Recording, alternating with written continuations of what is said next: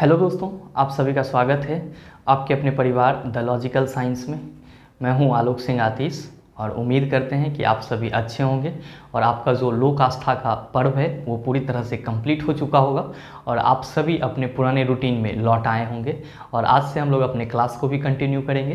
दोस्तों, आज के इस वीडियो सेशन में हम लोग बहुत ही एक सरल टॉपिक की बात करने वाले हैं। जी हाँ, जिसका नाम है परमाणु नाभिक, या इसी को हम लोग इंग्लिश में एटॉमिक न्यूक्लियस कहते हैं। इसको समझना इसीलिए ज़रूरी है क्योंकि यहाँ से आपके दो इम्पोर्टेंट कंसेप्ट सामने निकल के आते हैं। पहला, तत्वों का परमाणु संख्या सामने निकल के आता है। पहला आपका तत्वों का परमाणु संख्या और दूसरा आपका परमाणु भार। और आपके पिछले ग्रुप डी और एनटीपीसी एग्जाम में परमाणु संख्या और परमाणु भार से बहुत सारे प्रॉब्लम क्वेश्चन पूछे गए हैं। तो आज के इस वीडियो सेशन में हम लोग परमाणु के नाभिक का बेसिक कंसेप्ट को समझेंगे, साथ ही साथ इससे संबंधित जो प्रॉब्लम क्वेश्चन है उसको भी करेंगे। तो बने रहिएगा वीडियो के अंत तक क्योंकि वीडियो आपके लिए बहुत ही महत्वपूर्ण होने वाला है। और हाँ, आपकी जानकारी के लिए मैं बता दूं कि आज के इस सेशन का जो भी प्रॉब्लम क्वेश्चन है उसका पीडीएफ आपको कहाँ मिलेगी, तो ये हमारे टेलीग्राम ग्रुप से मिल जाएगी आपको, जिसका लिंक मैंने नीचे डिस्क्रिप्शन में डाल दिया है। आप वहाँ से जा करके ले सकते हैं। फिलहाल आइए अपने सेशन की शुरुआत करते हैं और देखते हैं एग्जाम रेलेवेंट क्या कुछ सीख पाते हैं। दोस्तों, जब हम लोग परमाणु नाभिक की बात करते हैं तो सिंपल सा हम लोग के मन में ये ख्याल आता है कि सर एटम क्या होते हैं, परमाणु क्या होते हैं, उसके बाद परमाणु नाभिक की बात हो जाएगी। तो ध्यान दीजिए कि जब भी हम लोग परमाणु की बात करते हैं तो सिंपल में कहते हैं कि सर परमाणु जो होता है वो क्या होता है, तत्व का सूक्ष्मतम कण होता है। परमाणु जो होता है वो क्या होता है, तत्व का सूक्ष्मतम कण होता है। या आप ये कह सकते हो कि जितने भी एलिमेंट हैं वो सब के सब किससे बने होते हैं, तो सर एटम से बने होते हैं, परमाणु से बने होते हैं। मेरे मित्र, आप सभी को मालूम है कि डाल्टन्स के एटॉमिक थ्योरी तक हम लोग ये जानते थे कि परमाणु अविभाज्य है, मतलब कि परमाणु को विभाजित नहीं किया जा सकता है। लेकिन जैसे जैसे आपका साइंस डेवलप हुआ, आपने ये बोला कि परमाणु को विभाजित किया जा सकता है और बाद में चल करके जो आप परमाणु को इलेक्ट्रॉन, प्रोटॉन और न्यूट्रॉन में डिवाइड करते हो, यही इलेक्ट्रॉन, प्रोटॉन और न्यूट्रॉन परमाणु का मौलिक कण कहलाया। तो आप हमेशा ध्यान में रखेंगे कि आपका जो एटम है, परमाणु है, वो किससे मिलके बना होता है, तो सर इलेक्ट्रॉन, प्रोटॉन और न्यूट्रॉन से मिलके बना होता है। मेरे मित्र ध्यान में रखेंगे कि इलेक्ट्रॉन, प्रोटॉन और न्यूट्रॉन परमाणु के मौलिक कण कहलाते हैं, फंडामेंटल पार्टिकल्स कहलाते हैं। क्या कहलाते हैं, मौलिक कण कहलाते हैं, फंडामेंटल पार्टिकल्स कहलाते हैं। और हाँ, यही इलेक्ट्रॉन, प्रोटॉन और न्यूट्रॉन परमाणु का उप परमाणु कण भी कहलाता है, यानी कि सब एटॉमिक पार्टिकल्स भी कहलाता है। तो आपके एग्जाम में कभी कभी ये दोनों ही बातें पूछी जाती है, क्या कि निम्नलिखित में से परमाणु के मौलिक कण है, तो आप क्या कहेंगे, इलेक्ट्रॉन, प्रोटॉन और न्यूट्रॉन परमाणु के मौलिक कण है। निम्नलिखित में से परमाणु के उप परमाणु कण है, सब एटॉमिक पार्टिकल्स हैं, तो आप क्या कहेंगे, इलेक्ट्रॉन, प्रोटॉन और न्यूट्रॉन क्या है, परमाणु के सब एटॉमिक पार्टिकल्स है, यानी कि उप परमाणु कण है। मेरे मित्र, आप सभी कहेंगे कि सर ये तो परमाणु का बहुत ही बेसिक सा बात है। आपने बोला कि परमाणु नाभिक से हमको परमाणु संख्या और परमाणु भार का आइडिया मिलता है, तो ये कैसे मिलता है। तो मेरे मित्र, सबसे पहले आप ये समझिए कि आपका जो परमाणु होता है वो क्या होता है, गोलीय होता है। और प्रत्येक परमाणु में ये तीन मौलिक कण हमेशा विद्यमान होते हैं, हमेशा अरेंज होते हैं। तो ये मौलिक कण परमाणु के अंदर होते कहाँ पे हैं, जरा सा आप इसको समझिए। सबसे पहले तो आप कहते हैं कि सर परमाणु जो होता है वो क्या होता है, गोलीय होता है। एक मिनट, ये गोला थोड़ा सही से नहीं बना, इसको सही से बना लेते हैं। आप क्या कहते हैं कि सर परमाणु जो होता है वो क्या होता है, गोलीय होता है। और ध्यान में रखिएगा, जब भी आपसे ये पूछा जाए कि परमाणु का आकार कितना होता है, परमाणु का आकार कितना होता है, तो आप कहेंगे 10⁻⁻10 मीटर। अगर सेंटीमीटर में पूछा जाए तो इसी मीटर को 100 से आप डिवाइड करेंगे तो आप कहेंगे सर 10⁻⁻8 सेंटीमीटर। तो आप इस चीज़ को हमेशा ध्यान में रखेंगे कि सर परमाणु गोलीय होता है और परमाणु की जो आकार होती है वो कितनी होती है, 10⁻10 मीटर, या सेंटीमीटर में 10⁻8 सेंटीमीटर। मेरे मित्र, आपके माइंड में ये चल रहा होगा कि सर ये इलेक्ट्रॉन, प्रोटॉन और न्यूट्रॉन परमाणु में कहाँ होते हैं। तो ध्यान दीजिएगा कि परमाणु के बीच में एक नाभिक होता है। परमाणु के बीच में क्या होता है, एक नाभिक होता है, जिसको हम लोग परमाणु नाभिक कहते हैं या एटॉमिक न्यूक्लियस कहते हैं। और इस नाभिक का खोज किसने किए थे, तो सर रदरफोर्ड नामक वैज्ञानिक ने करा था। किसने करा था? रदरफोर्ड नामक वैज्ञानिक ने करा था, और इसीलिए रदरफोर्ड को हम लोग नाभिकीय भौतिकी का जनक भी बोलते हैं। आप इस चीज को भी ध्यान में रखिएगा। परमाणु के नाभिक का खोज रदरफोर्ड ने करा, और रदरफोर्ड को हम लोग नाभिकीय भौतिकी का जनक बोलते हैं। मेरे मित्र, परमाणु के नाभिक में प्रोटॉन और न्यूट्रॉन उपस्थित होते हैं। परमाणु के नाभिक में क्या उपस्थित होते हैं? प्रोटॉन और न्यूट्रॉन। और इस नाभिक के चारों ओर वृत्ताकार मार्ग होते हैं, और इस वृत्ताकार मार्ग को हम लोग क्या कहते हैं? कक्षा कहते हैं। क्या कहते हैं? कक्षा कहते हैं। और आपका जो इलेक्ट्रॉन है वो इसी कक्षा में क्या करता है? चक्कर लगाते रहता है। आपका जो इलेक्ट्रॉन है वो इसी कक्षा में क्या करता है? चक्कर लगाते रहता है। उम्मीद करते हैं कि आप इलेक्ट्रॉन, प्रोटॉन और न्यूट्रॉन के परमाणु के अंदर व्यवस्था को समझ पाए होंगे। क्या कि प्रोटॉन और न्यूट्रॉन कहाँ पे रहेगा? परमाणु के नाभिक में रहेगा। इलेक्ट्रॉन कहाँ रहेगा सर? तो इलेक्ट्रॉन परमाणु के कक्षा में चारों ओर क्या करता रहेगा सर? चक्कर लगाते रहेगा, घूमते रहेगा। आपके मन में ये भी सवाल उठेगा कि सर आपने परमाणु का आकार तो बता दिया, बट ये बताओ परमाणु के नाभिक का आकार क्या होता है? तो ध्यान रखना है 10⁻⁻15 मीटर। जब सेंटीमीटर में पूछ दे तो 10⁻⁻13 सेंटीमीटर। ये क्या होता है? परमाणु के नाभिक का आकार होता है। आप देख रहे हैं कि प्रोटॉन और न्यूट्रॉन जो है वो परमाणु के नाभिक में उपस्थित होता है, और ये कभी भी चक्कर वक्कर नहीं लगाता है। इसीलिए प्रोटॉन और न्यूट्रॉन जो है वो परमाणु का अस्थायी कण कहलाता है। क्या कहलाता है? अस्थायी कण। जबकि इलेक्ट्रॉन जो है वो क्या कहलाता है? तो सर गतिशील कण कहलाता है। क्या कहलाता है? गतिशील कण कहलाता है।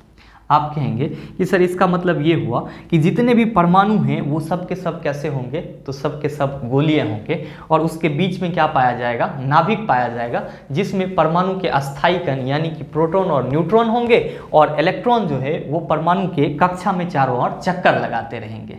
मेरे मित्र, यही आपके परमाणु नाभिक का एक बेसिक कंसेप्ट होता है।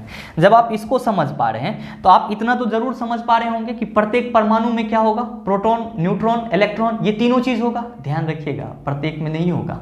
बस एक आपका एक्सेप्शन है जो आपके एग्जाम में पूछा जाता है कि हाइड्रोजन में केवल सिर्फ एक ही प्रोटॉन होता है। केवल और केवल क्या होता है? एक प्रोटॉन होता है। तो आप इस चीज को हमेशा ध्यान में रखिएगा कि हाइड्रोजन को छोड़ करके बाकी जो भी एलिमेंट है सब में प्रोटॉन, न्यूट्रॉन और इलेक्ट्रॉन होते हैं। जबकि हाइड्रोजन में क्या होता है सर? केवल एक प्रोटॉन होता है। क्या होता है? केवल एक प्रोटॉन होता है। तो आप इस चीज को हमेशा ध्यान में रखेंगे। आप कहेंगे कि सर हमको परमाणु नाभिक से परमाणु संख्या और परमाणु भार का कैसे पता चलेगा? तो बिल्कुल ही पता चलेगा। ध्यान दीजिएगा, आप हमेशा ध्यान में रखिएगा कि सर परमाणु संख्या को हम लोग Z से रिप्रेजेंट करते हैं। किससे रिप्रेजेंट करते हैं? Z से। और इसको डिफाइन कैसे करते हैं? तो हम लोग कहते हैं कि किसी तत्व के परमाणु में उपस्थित, किसी तत्व के परमाणु के नाभिक में उपस्थित प्रोटॉन की संख्या क्या कहलाती है? उस तत्व की परमाणु संख्या कहलाती है। एक बार फिर से सुनिएगा कि किसी तत्व के परमाणु के नाभिक में उपस्थित प्रोटॉन की संख्या क्या कहलाती है? परमाणु संख्या कहलाती है। आप कह रहे हो कि परमाणु संख्या को Z से रिप्रेजेंट करते हैं, तो क्या हम लोग Z = P लिख सकते हैं? आप कहेंगे बिल्कुल लिख सकते हैं। मेरे भाई, आप सभी को यह भी पता है कि परमाणु क्या होता है? विद्युतता उदासीन होता है, इलेक्ट्रिकली न्यूट्रल होता है। क्यों?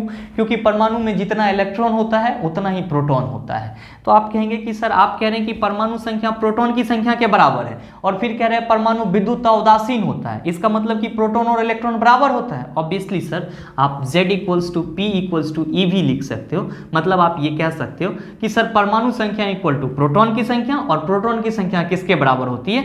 इलेक्ट्रॉन की संख्या के बराबर होती है। बस आपका यही एक छोटा सा कंसेप्ट है परमाणु संख्या के बारे में। इसको आपके माइंड में सेट करके आपको रखना है। बस क्या कि परमाणु संख्या जो होती है वो तत्व के नाभिक में उपस्थित प्रोटॉन की संख्या के बराबर होती है। चूंकि आपका परमाणु विद्युतता उदासीन होता है, इलेक्ट्रिकली न्यूट्रल होता है, जिसमें नंबर ऑफ इलेक्ट्रॉन और नंबर ऑफ प्रोटॉन दोनों क्या होते हैं? बराबर होते हैं। इसीलिए हम लिख सकते हैं कि परमाणु संख्या इक्वल टू प्रोटॉन की संख्या इक्वल टू इलेक्ट्रॉन की संख्या।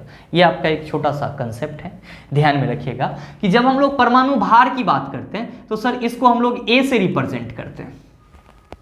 परमाणु भार को हम लोग किससे रिप्रेजेंट करते हैं? A से रिप्रेजेंट करते हैं। और हम लोग क्या कहते हैं कि किसी तत्व का परमाणु भार उसके नाभिक में उपस्थित प्रोटॉन और न्यूट्रॉन की संख्या का क्या होता है? योग होता है। किसी भी तत्व का जो परमाणु भार होता है वो उसके नाभिक में उपस्थित प्रोटॉन और न्यूट्रॉन की जो संख्या होती है उसका योग होता है। तो आप इस चीज को कंठाग्र कर लेंगे कि प्रोटॉन प्लस न्यूट्रॉन की जो योग है वो क्या कहलाती है? उस तत्व का परमाणु भार कहलाती है, जिसको हम लोग किससे रिप्रेजेंट करते हैं? तो सर A से रिप्रेजेंट करते हैं। तो उम्मीद करते हैं कि परमाणु संख्या और परमाणु भार क्या होता है आप इसको भली भांति समझ पा रहे होंगे। अब आपसे कहीं भी कोई भी पूछे कि what did you mean by atomic number of an element, आपसे अगर कोई ये पूछे कि आप परमाणु संख्या के बारे में क्या समझते हैं, तो आप कहेंगे उसके नाभिक में जितना प्रोटॉन की संख्या है वही उसकी परमाणु संख्या है। आपसे पूछेगा परमाणु भार क्या होता है, तो आप कहेंगे नाभिक में जो प्रोटॉन और न्यूट्रॉन उपस्थित है उस दोनों को जोड़ देंगे तो हमको उस तत्व का परमाणु भार निकल जाएगा। मेरे मित्र ध्यान में रखिएगा कि प्रोटॉन और न्यूट्रॉन के योग को हम लोग क्या कहते हैं, न्यूक्लियॉन कहते हैं। क्या कहते हैं, न्यूक्लियॉन कहते हैं। और आपके एग्जाम में क्वेश्चन घुमा के पूछा जाता है, ये सीधे सीधे ना पूछ लिया जाता है कि परमाणु भार equal to proton plus neutron. आपसे आपके एग्जाम में पूछ लिया जाता है क्या कि निम्नलिखित में से किसी तत्व का परमाणु भार होता है और वहां पे आपको नाभिक की संख्या भी मिलती है, ऐसे करके लिखा हुआ। अब आप लोग कंफ्यूज हो जाते हैं कि नाभिक की संख्या क्यों दिया जा रहा है। भाई मेरे ये बताओ कि आप कह रहे हो कि परमाणु के बीच में नाभिक होता है और नाभिक में क्या होता है, तब प्रोटॉन और न्यूट्रॉन होता है। तब प्रोटॉन और न्यूट्रॉन की योग को हम लोग अगर नाभिक की संख्या कह दे तो कोई दिक्कत, आप कहेंगे कोई दिक्कत नहीं है। तो आपके पिछले ग्रुप डी पेपर में एक क्वेश्चन पूछा गया था कि निम्नलिखित में से तत्वों का परमाणु भार रिप्रेजेंट किया जाता है। आपके ऑप्शन में था इलेक्ट्रॉन की संख्या के द्वारा, प्रोटॉन की संख्या के द्वारा, नाभिक की संख्या के द्वारा, इलेक्ट्रॉन और प्रोटॉन की संख्या के योग के द्वारा। अब आप तो पढ़े हैं प्रोटॉन और न्यूट्रॉन की संख्या का योग परमाणु भार होता है, नाभिक की संख्या आपको पता ही नहीं है, तो आप उस क्वेश्चन को तो गलत टिक करेंगे। लेकिन अब गलत टिक नहीं करेंगे, आप कह सकते हैं कि चूंकि प्रोटॉन और न्यूट्रॉन परमाणु के नाभिक में पाए जाते हैं इसीलिए हम लोग परमाणु भार को नाभिक की संख्या के रूप में भी क्या करते हैं, रिप्रेजेंट करते हैं। बस ये छोटा सा बात आपको ध्यान में रखना है। मेरे मित्र एक और चीज ध्यान में रखेंगे कि किसी भी तत्व के परमाणु संख्या और परमाणु भार को हम लोग रिप्रेजेंट कैसे करते हैं, या आप ये कह सकते हैं कि सर किसी भी तत्व को उसके परमाणु संख्या और परमाणु भार के साथ कैसे रिप्रेजेंट किया जाता है। तो ध्यान दीजिए, मान लीजिए कि आपका ये x कोई क्या है सर, तत्व है, एलिमेंट है, तो इसका परमाणु संख्या कितना है सर, मान लेते हैं Z, और इसका परमाणु भार कितना है सर, तो मान लेते हैं A। तो आप देख रहे हैं कि किसी भी तत्व को अगर आप उसके परमाणु संख्या और परमाणु भार के साथ रिप्रेजेंट करना चाहेंगे तो जो परमाणु संख्या होगा वो हमेशा क्या होगा, नीचे में लिखा जाएगा, और जो आपका परमाणु भार है वो हमेशा क्या होगा, ऊपर में लिखा जाएगा। तो आप इस चीज को भी ध्यान में रखिएगा। किसी भी तत्व को जो हम लोग परमाणु संख्या और उसके भार के साथ रिप्रेजेंट करते हैं तो परमाणु संख्या तत्व के नीचे लिखी जाती है और परमाणु भार कैसे लिखी जाती है, तत्व के ऊपर लिखी जाती है। या ये दोनों चीज आपको एक ही साइड में मिल जाता है तो आपको घबराना नहीं है, लेकिन बस आपको इतना डिफरेंस जरूर रखना है कि परमाणु संख्या जब भी होगा तो नीचे होगा, परमाणु भार क्या होगा, ऊपर होगा। तो आप इसको ऐसे भी लिख सकते हैं। तो ये आपका एक सिंबल हो जाता है, एक प्रतीक हो जाता है, किसके लिए, तो किसी भी तत्व को उसके परमाणु भार और उसके परमाणु संख्या के साथ रिप्रेजेंट करने के लिए। मेरे मित्र उम्मीद करते हैं कि परमाणु नाभिक का ये छोटा सा कंसेप्ट आपके माइंड में पूरी तरह से सेट हो चुका होगा। और हाँ, अब आप कहेंगे कि सर इससे क्वेश्चन किस टाइप से पूछे जाते हैं, तो वीडियो को पॉज करके पहले एक बार इसको आप नोट डाउन कर लीजिए, फिर आइए हम लोग क्वेश्चन की बात कर लेते हैं कि सर इस पे क्वेश्चन किस टाइप से पूछा जाता है। आइए अब हम लोग क्वेश्चन की बात कर लेते हैं। आपका जो पहला क्वेश्चन है, ध्यान दीजिएगा, क्वेश्चन नंबर 1 जो कि आपके आरआरबी एनटीपीसी 2016 में पूछा हुआ क्वेश्चन है। दूसरे शिफ्ट में क्या क्वेश्चन पूछा जा रहा है कि एक तत्व की परमाणु संख्या किसके बराबर होती है। देखिए आपके ऑप्शन में है इलेक्ट्रॉन और न्यूट्रॉन की संख्या के बराबर होती है, न्यूट्रॉन और प्रोटॉन की संख्या के बराबर होती है, ऑप्शन सी में है न्यूट्रॉन की संख्या के बराबर होती है, और ऑप्शन डी में है प्रोटॉन की संख्या के बराबर होती है। आपसे पूछा जा रहा है कि एक तत्व की परमाणु संख्या किसके बराबर होती है। आप क्या कहेंगे कि सर तत्व का जो परमाणु संख्या होता है वो प्रोटॉन की संख्या के बराबर होती है। तो हमारे इस क्वेश्चन का सही आंसर क्या होगा, आप सभी कहेंगे sir option number D is the right answer of this question. अब बताइए कि आपका सीधे सीधे क्वेश्चन पूछा जा रहा है या नहीं पूछा जा रहा है। आइए और भी क्वेश्चन है उसको भी देखते हैं। चलते हैं अगले क्वेश्चन की तरफ। आपका जो अगला क्वेश्चन है, क्वेश्चन नंबर 2, बड़ा ही आसान सा सवाल। आपसे क्या पूछा जा रहा है, आपसे पूछा जा रहा है कि न्यूक्लियस में यानी कि नाभिक में डैश परमाणु क्रमांक को दर्शाता है। अभी जस्ट बताए हैं, नाभिक में किसी भी तत्व का परमाणु संख्या क्या होती है, तो आप कहते हैं सर प्रोटॉन की संख्या होती है। प्रोटॉन कहाँ पे उपस्थित होता है, तो परमाणु के नाभिक में उपस्थित होता है। तो आपसे जो क्वेश्चन पूछा जा रहा है कि न्यूक्लियस में डैश परमाणु क्रमांक एटॉमिक नंबर को दर्शाता है, प्रोटॉन, न्यूट्रॉन, इलेक्ट्रॉन, हाइड्रोन, क्या होगा। आप कहेंगे सर प्रोटॉन होगा। तो आपके इस क्वेश्चन का सही आंसर क्या हो जाएगा, ऑप्शन नंबर ए हो जाएगा। बताइए इससे आसान क्वेश्चन और क्या हो सकता है। ये भी क्वेश्चन आपके एनटीपीसी एग्जाम में पूछे हुए हैं। चलते हैं अगले क्वेश्चन की तरफ। आपका जो अगला क्वेश्चन है, क्वेश्चन नंबर 3, आपसे क्या पूछा जा रहा है, बहुत ही आसान सा सा सवाल, और मैंने अभी जस्ट आपको बताया कि हाइड्रोजन अणु का नाभिक किससे बना होता है। हमेशा याद रखेंगे कि हाइड्रोजन में केवल एक प्रोटॉन होता है।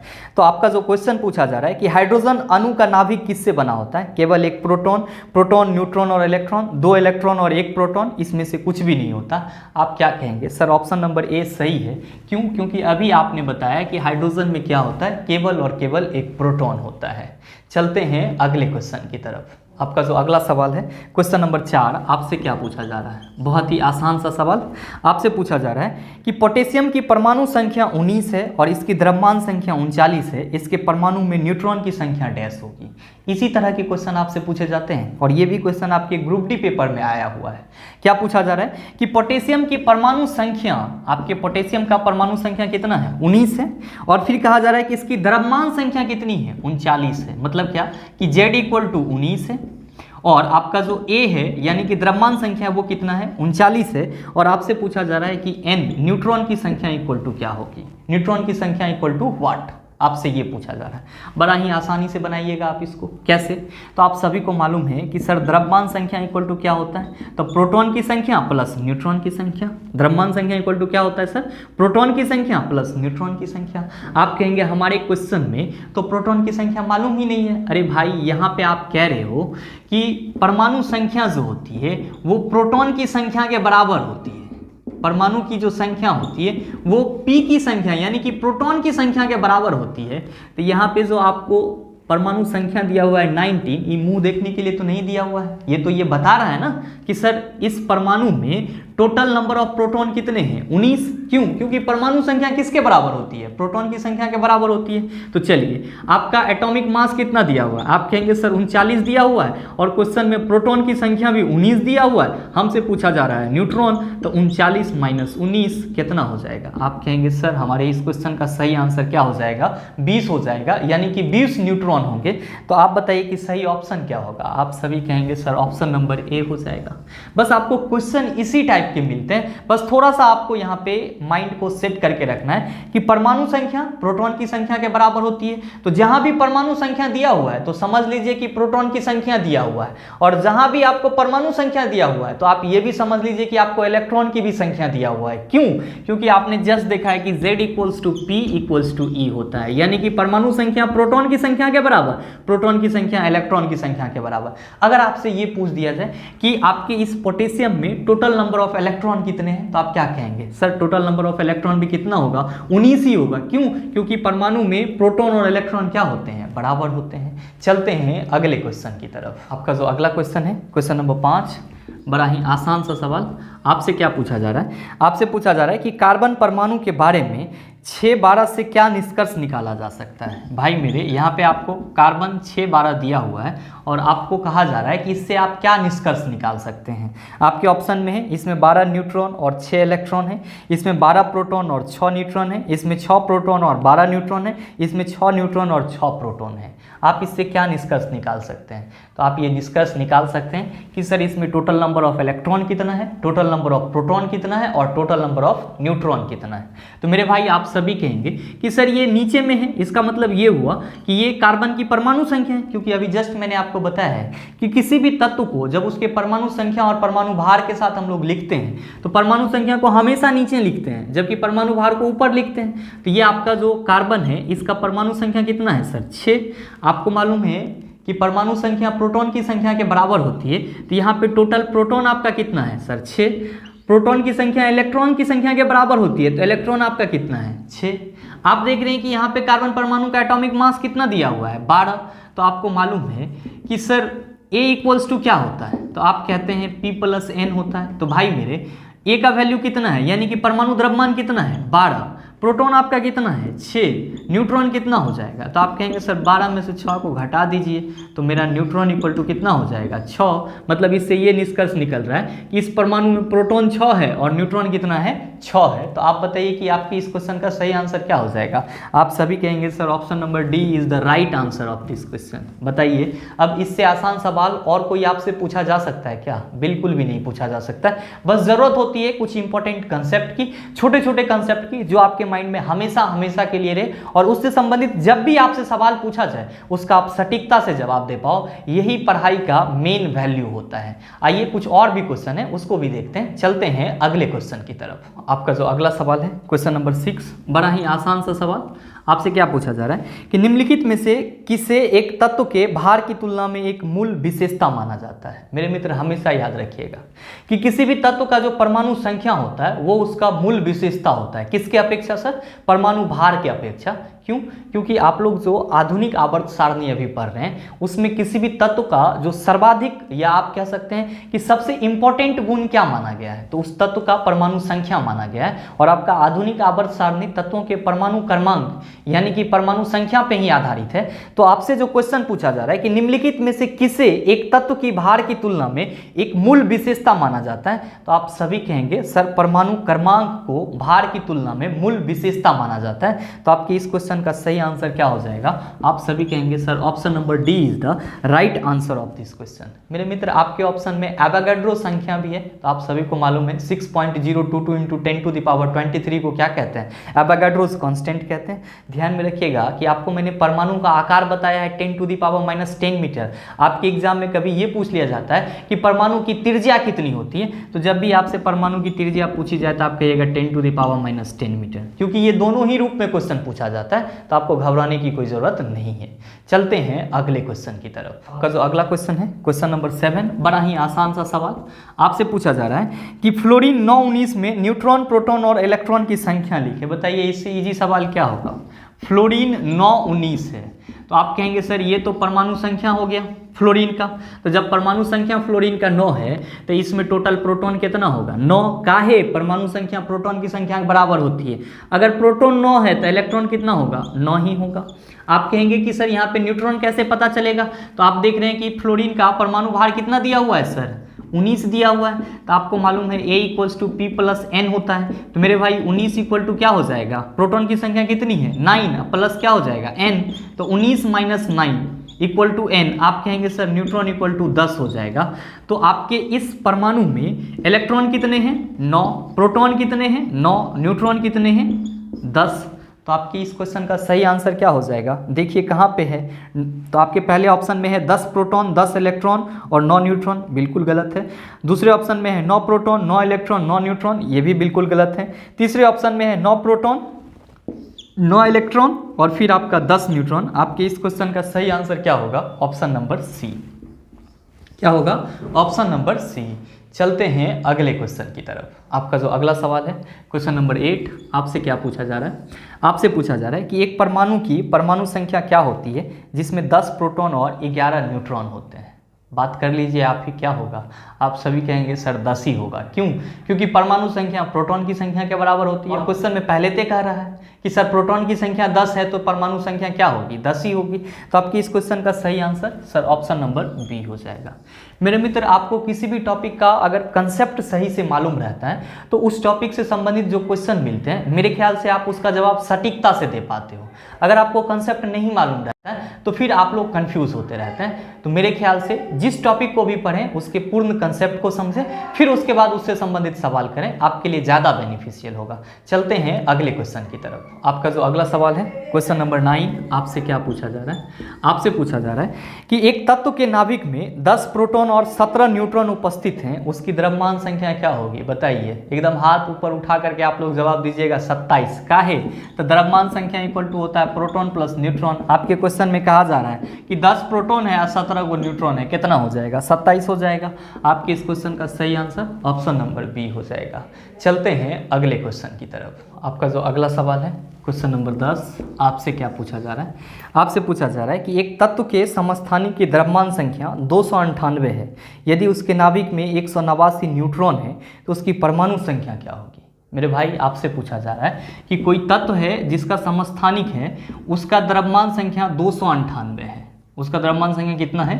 298 है। और इस तत्व के नाभिक में न्यूट्रॉन की संख्या कितनी है? तो न्यूट्रॉन की संख्या सर 189 है। आपसे क्वेश्चन में कहा जा रहा है कि कोई तत्व है जिसके समस्थानिक की द्रव्यमान संख्या 298 है और इसके नाभिक में न्यूट्रॉन की संख्या 189 है। आपसे पूछा जा रहा है कि इसमें प्रोटॉन की संख्या कितनी होगी? बताइए, इससे आसान सवाल कुछ हो सकता है? नहीं हो सकता है। क्यों? क्योंकि आपको पता है कि सर द्रव्यमान संख्या इक्वल टू क्या होता है, प्रोटॉन प्लस न्यूट्रॉन का योग होता है। द्रव्यमान संख्या कितना दिया हुआ है, 298 दिया हुआ है। प्रोटॉन कितना है सर, निकालना है। न्यूट्रॉन कितना है, 189। भाई मेरे आपका प्रोटॉन इक्वल टू क्या हो जाएगा, तो आप कहेंगे सर 298 माइनस 189। आप कहेंगे सर 298 में से 189 घटा दीजिए, 109 हो जाएगा। तो आपके इस क्वेश्चन का सही आंसर सर आप सभी कहेंगे option number A is the right answer of this question. मेरे मित्र उम्मीद करते हैं यहाँ तक के सारे चीज़ को आप आसानी से समझ गए होंगे। अब इससे संबंधित किसी भी टाइप का और सवाल पूछा जाए तो उसका जवाब आसानी से दे सकते हैं। और हाँ, अगर आपको वीडियो अच्छा लगा तो वीडियो को लाइक कीजिएगा, शेयर कीजिएगा, और अगर चैनल पे नए हैं तो सब्सक्राइब करके बेल आइकन दबा लीजिएगा, ताकि इस तरह के एग्जाम रेलेवेंट वीडियो सबसे पहले आपके पास पहुँचे और आप उसका भरपूर फायदा उठा पाए। मिलते हैं फिर अगले वीडियो सेशन में, तब तक के लिए best of luck, thank you, have a nice day.